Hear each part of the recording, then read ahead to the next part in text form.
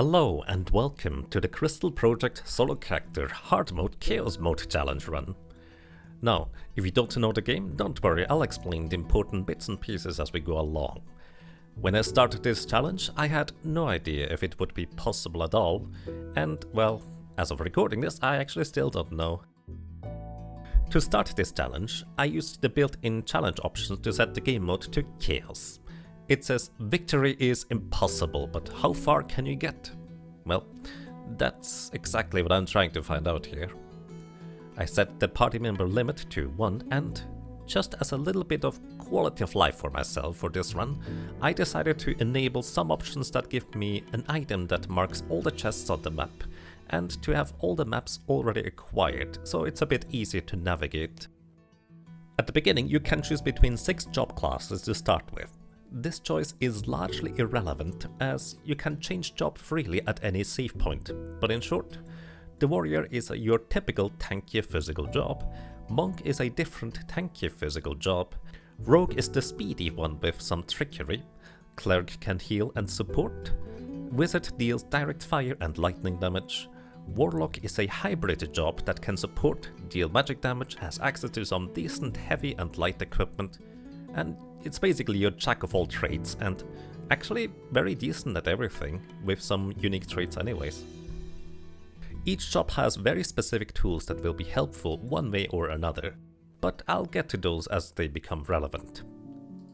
Crystal Project is an open-ish world exploration turn-based RPG with actually really nice platforming. Don't let the blocky aesthetics fool you though, you can't move any blocks around like in Minecraft. However, what it does is, you can tell exactly by just looking at your surroundings if you can make a jump or not. You can jump 2 blocks high and 3 blocks across, so that's neat. The world is fairly large, but here is where we start, in the spawning meadows. This is your tutorial, but already has quite a few little secrets and jumps to explore.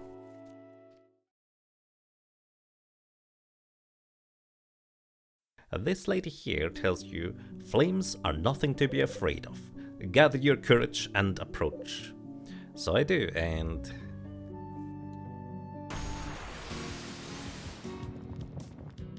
yeah, it's kind of what I expected.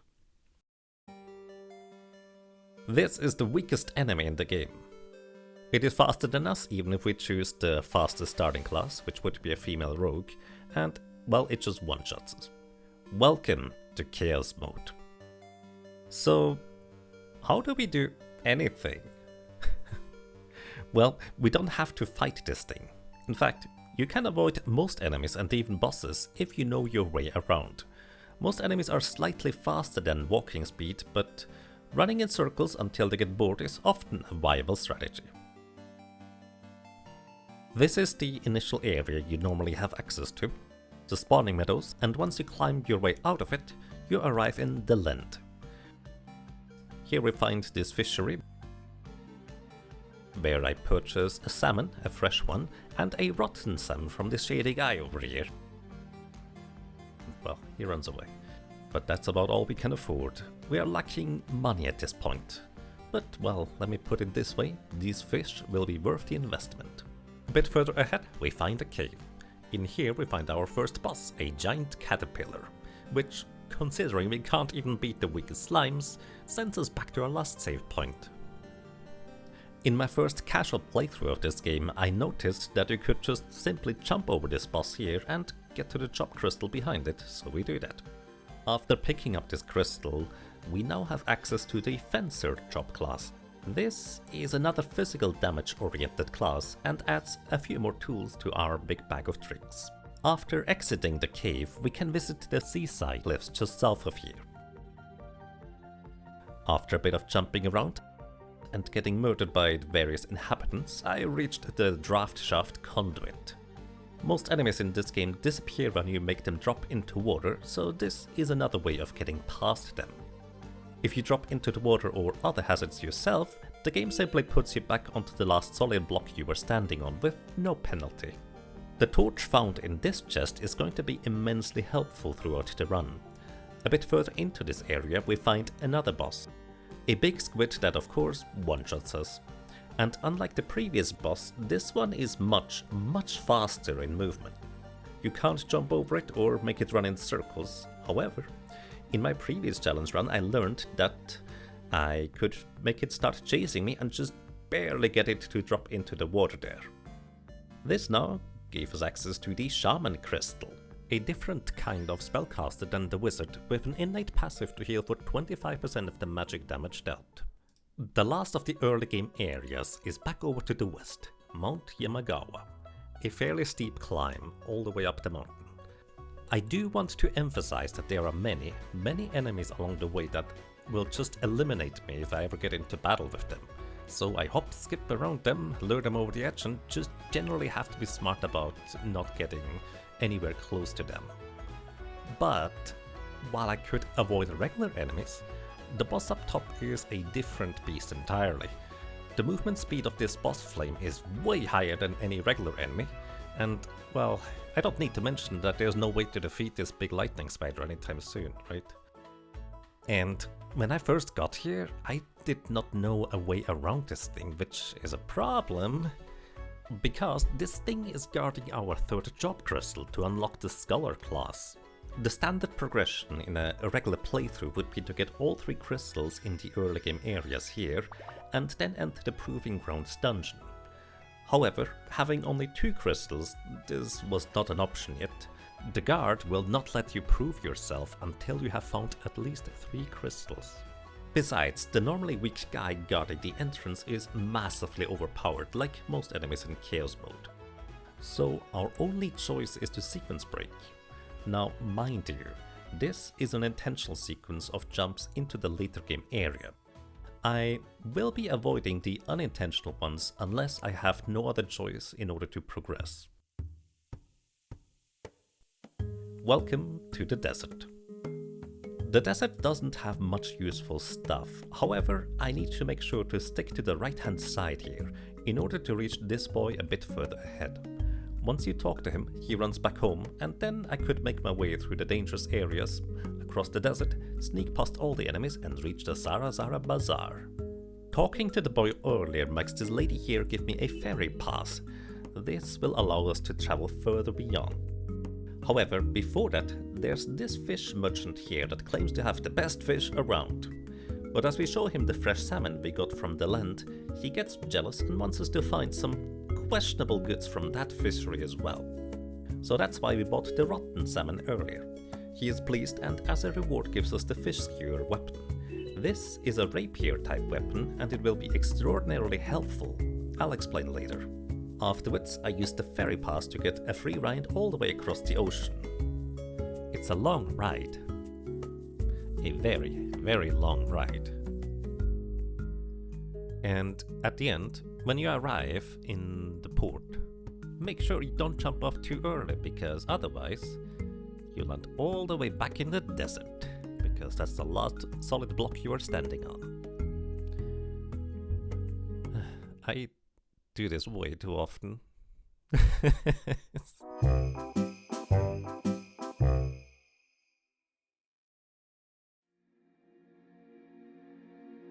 After not missing the jump, we arrive at the Shodu province. A lot of this area is inaccessible without some movement tools we get later. But we get one of the most important equipment pieces for the entire run in the attic of this area. The Plague Mask. Armor in Crystal Project is divided into 3 categories: light, medium and heavy, and each job can equip only certain types of equipment pieces. The Plague Mask is a light armor hat that allows us to inflict 3 turns of poison to an enemy when we hit them with a physical attack. So this mask would be great to use on a rogue in order to apply additional poison, but because it is light armor and the rogues can only equip medium armor, well, it doesn't quite work that way. Now we have the Torch, which is a wand type weapon that inflicts 3 turns of burn, the Fist Skewer that inflicts 6 turns of bleed, and the Plague Mask that inflicts 3 turns of poison. All 3 of these damage over time status effects effectively do the same thing. They inflict 15% of an enemy's maximum health in damage each take. So if we can apply all 3 of them at the same time, That would be 45% of their health gone in one round. Well, in theory, practically, almost every enemy in the game has a certain amount of resistance to these damage over time effects. But despite that, it will still be our best damage source for a long time against many enemies. From the Shoto province, I head further west and find the Mars stone in one of those chests. This item allows you to teleport into the middle of the desert, so we can now have a quick way to get back there whenever we need to. This item is the usual way to visit the desert in a casual playthrough, although, yeah, well, you would approach this area normally from the other side and kind of going backwards here. Heading even further west from here, after some tricky jumps, we can climb the mountain and arrive at Okimoto NS. I have no idea what the NS stands for, but well, that's what its name is. Climbing to the top, we find the Ninja Yashiki, and unfortunately, I can't really do anything here. To my knowledge, there is no way to avoid either of the ninja guards on the sides here. They just instantly kill me, basically. If I could just get past one of these guys, I would be able to access the ninja crystal up top and skip everything else and even get access to a lot more stuff afterwards. But as it stands, this is a dead end for now as well. Jumping down the mountain on the west, I eventually reach the capital of Sequoia. This is normally the main hub of the game, and has a variety of useful things I end up picking up here. Most notably, a Gaia stone which will allow me to teleport to Sequoia in the future. Besides that, there are 3 more drop crystals that you can pick up around here. The first one is right outside the main gate of the city. This is where you would normally come from after going through the trial dungeon from the beginning of the game. But since we're up here already, we can simply drop down and enter through the exit. The crystal we're looking for is at the entrance of this dungeon, so we'll have to go all the way through here backwards. There's also a boss in the way, which of course would just destroy me if I tried to get into battle with it, but with a little bit of finagling, we can coerce him to drink from the tomato juice nearby, and get past. A short while later, and our next acquisition is the Aegis job. This is a fairly defensive tank support character, and will be extremely vital to get anything done in the solo character challenge. So next up, what would a good RPG be without a sewer section? Well, that's what I thought. Using the teleport from the Gaia stone to conveniently get on top of the outside wall here on the left, we can jump into the sewer entrance on the side over here, and make our way down. Dropping into this hole leads us to the capital jail. The short version of this section is, we get the south wing key to get the east and west wing keys, and then get some jail cell keys to get the dark wing key all the way on the west side. Also, by the way, don't worry about all these chests I'm skipping in this footage. I picked up almost all of them when I originally started this challenge run. All of the footage you're seeing is me recreating this run using all the save files. And I'm just replaying various parts to be able to show you all the interesting bits and pieces. At the end of this dark wing, we encounter this cloaked, scythe-wielding fellow. I feel like this kind of thing has a name, but you'll get it. After a successful persuasion roll, I convince him that the tomato sauce is worth checking out as well, and we get to the Reaper crystal. The Reaper is a unique kind of heavy armor physical attacker that uses its health as a resource. However, until we get a lot more equipment, this job will have limited usefulness. The third job that I could pick up in this area was the Hunter, and in order to get to there, I needed to enter the sewers from a different side and enter the Quintar nest. Avoiding a few more enemies and a bit of platforming later, I acquire also the Hunter crystal. The Hunter is another flavor of physical attacker, although to be honest, I haven't found much use for it so far. And with this, I didn't really have a clear way to progress anymore in the game. The normal path to proceed here is to rent a Quintar. These are the friendly dinosaur mounts that allow you to move around faster, and most importantly, they allow you to jump gaps that are 4 blocks wide, allowing access to more areas, although they do have the downside that you can only jump 1 block high instead of 2. Renting a Quintar can be done in 2 different ways. For one, the normal avenue of progression would be you defeat the gang squad to the east of the big city and find the Quintar enthusiast. Well, that's not going to happen anytime soon. The other, usually impossible way, unless you know of the hidden sequence breaks, is to acquire 7 separate job crystals to be allowed to rent a quintar. I currently had 5, so I would somehow need to get 2 more. Defeating the PvP clown seems a bit far out of reach, because even if you are at a higher level with more equipment, they can still absolutely demolish your party with ease. So, well, let's revisit the crystals for now. Also, I have no idea how to slot this in, but somewhere along the way I did this little jump in the land and got up to the Mercury Shrine. This will allow me to buy a teleport stone to easily get back to the spawning meadows and the land in the future. The first crystal I wanted to get back to was the one on top of Mount Yamagawa. While exploring, I already had an idea on how to possibly get past the boss. Since enemies attempt to chase you for only a certain amount of time and then reset back to their original position, I could maybe lure it out and then just sneak by as it is going back, and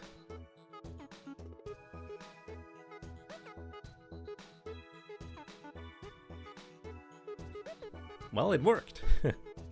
I did not know that this boss was skippable until, well, I figured it out exactly during this run, and I was pretty happy to find that. This grants us access to the Scholar Crystal, which, if you know Final Fantasy, is effectively a blue mage. If you see an enemy use abilities with these rainbow symbols, we can learn those abilities and then cast them as spells ourselves, potentially very powerful, as this gives us access to buffs, debuffs and shenanigans no other job can provide otherwise. So now I had 6 crystals. But I was stuck. None of the other crystals in the world are accessible without battling at least some powerful enemy, or getting more movement tools to traverse the overworld. And at this point, I had gathered all of the equipment, weapons and crystals from the areas I had access to, which, well, are a lot of neat little tools and tricks, but nothing stands out to be game-breaking enough to combat the insane power levels of almost any enemy. To illustrate here, there's a number of potential avenues for progression. In the Quintar fields, we need 7 crystals to get a Quintar pass to progress into the next area via a rental Quintar. Or we need to defeat the gang squad to get to the Quintar enthusiast so I could get a Quintar pass from him instead of having to get 7 crystals. Other than that, west of the capital Sequoia is another area, but this one requires not just a rental Quintar, but our own Quintar we could call at any time to progress, since there's a 4-tile gap that we cannot jump over otherwise. Which, getting your own Quintar is also locked behind getting the Quintar pass first. In the desert there is a pyramid which would contain another job crystal. However, in order to access the pyramid, we would need to get 3 watchtower tokens. While we can get 2 of these tokens, the third one requires a Quintar to jump a 4-tile gap. So once again, we need one of those friendly little dinosaurs. Over at the Shodo province, we need a way to jump either higher or swim in the water to access more of the area, which could result in some powerful equipment pieces, or even a crystal. But neither the higher jump or swimming ability are anywhere close to accessible. And lastly, over at Okimoto, we need to get by at least one of these ninjas. This would give us access to 1 more job crystal. And that's it. The only 2 possible routes currently are either defeating one of the ninjas to get a 7th job crystal, or defeating the gang squad to get to the Quintar enthusiast. All other paths require something I didn't have access to yet. I tried for a while to sneak past the ninja still, but to no avail. But maybe I could defeat one of them, but first I would need to somehow acquire some levels. In order to gain some stats, as well as making the various jobs actually useful, since by default in Crystal Project each job comes with 1 ability, and then you have to acquire learn points, or LP for short, in order to unlock more. And this is where I finally get back to these early slime enemies. If you remember, they are still faster than any job we have, and none of the equipment allows us to survive any hits. However, as I was testing if I could somehow outspeed them with faster classes, I noticed they occasionally use an attack called Marrow Slurp. Instead of dealing damage to my HP, it damages my magic points, and leaves me alive and able to act for 1 turn. Now, my first instinct here was to use the various damage over time effects I had access to, since usually that's a good strategy against early game enemies.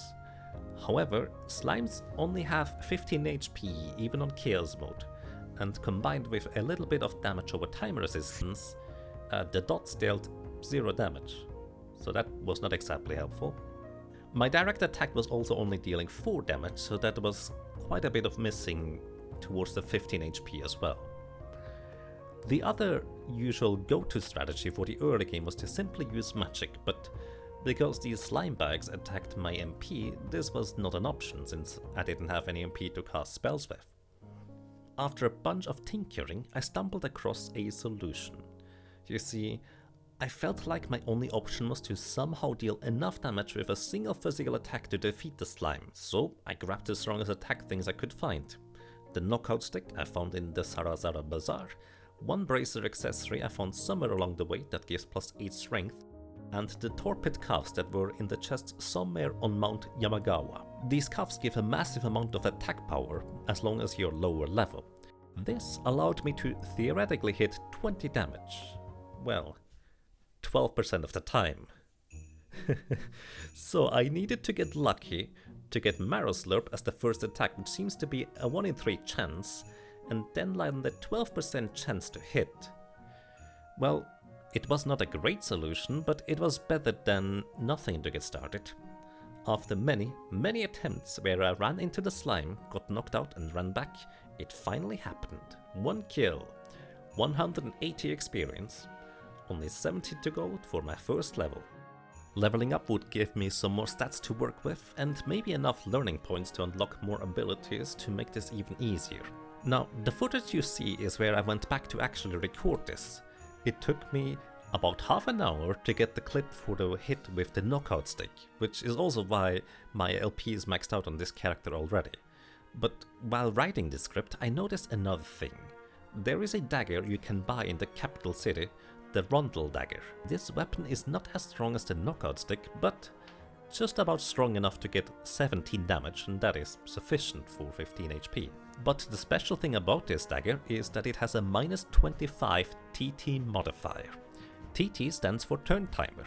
In short, it gives you 25 units of speed at the beginning of combat for free, which is just enough to get an attack in before the slime hits. So if, for whatever reason, you decide to embark on this mission to conquer this kind of challenge yourself, please use the Rondel dagger.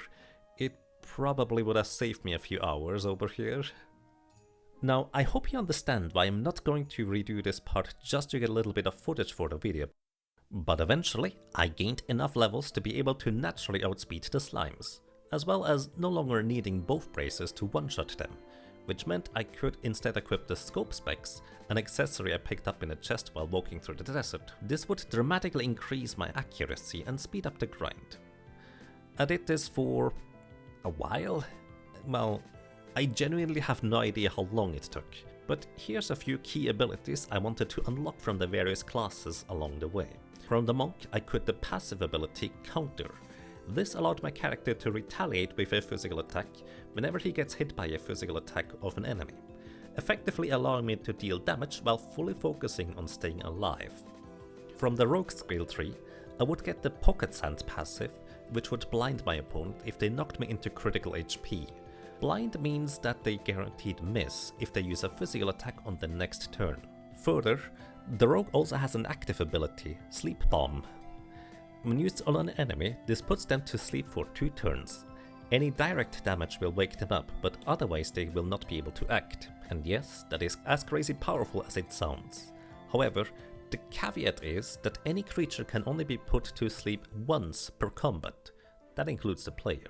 From the wizard, I would get the Equip Wand passive, so I could equip the torch on jobs that could not normally equip it whenever that's relevant.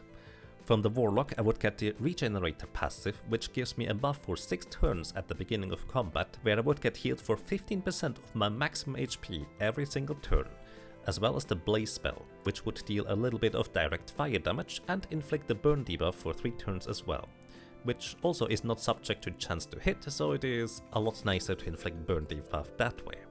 From the Fencer I would get the Eagle Eye passive. This gives me a buff that lasts for 1 attack at the start of combat, where I guaranteed hit an enemy. That is really nice if your chance to hit is only 12% by default, as you might be able to imagine. I also got the Equip Rapier passive, so I could use the Fish Skewer on other characters as well. Last but certainly not least, from the Aegis class I would get the Equip Shield passive, which allowed any job to use a shield. Although we don't have any useful shields right now, this will be helpful in the future, as well as the Stalwart passive. Now let me tell you, unlocking Stalwart was absolutely massive. As long as I was at full HP, I would guaranteed survive any one attack with 1 HP remaining. It's basically the sturdy ability if you know Pokemon, so this would finally allow me to survive an attack of an enemy. This would also finally give me the freedom to defeat more than just slimes. Oh, also, real quick, the way passive abilities work in Crystal Project is as follows. You have a total of 10 passive points available. Each passive ability has its own point cost, so you can't equip all of these passives at once, and you have to pick and choose which ones you need at the time.